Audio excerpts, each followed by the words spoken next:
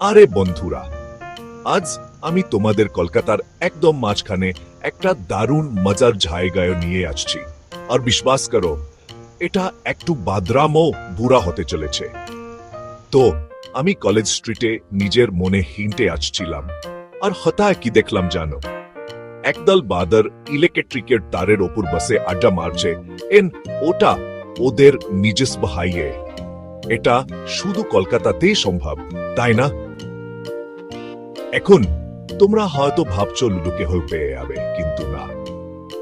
চায়ের দোকানে চাওয়ালা আরো এক কাপ চা তালছে, বাসের কন্ডাক্টর চেঁচিয়ে ভাড়া চাইছে, আর বাদরগুলো তারা ফলের দোকান থেকে কলা তুলে নিচ্ছে। ওটা তাদের প্রত্যেক সম্পত্তি। সত্যি বলতে আমার মনে হচ্ছিল আমি একটা লাইভ কার্টুন দেখছি। হঠাৎ একটা দুষ্টু বাদর লাফিয়ে নিচে নামলো, আমার দিকে আডু চোখে তাকালো, আর আমার সানগ্লাসটা তুলে নিল।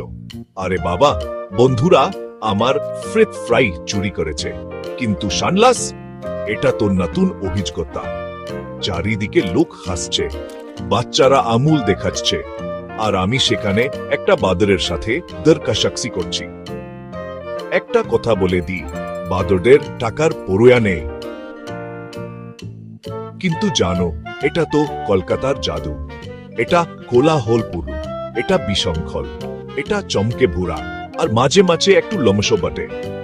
তো পরের বার যখন এখানে আসবে, নিজেদের সিনজাক্স হাতের কাছে রেখো, আর সানগ্লাস আরো কাছে।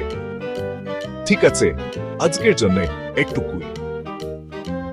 যদি এই পাগলামোটা তোমাদের ভালো লেগে থাকে, তাহলে সাবস্ক্রাইব বাটনটা টিপে দিও, আর তোমাদের সবচেয়ে মজার কলকাতার গল্পটা কমেন্টে জানিও। পরের বার দেখা হবে। ব্রেক টাইম 0 কোন হয়।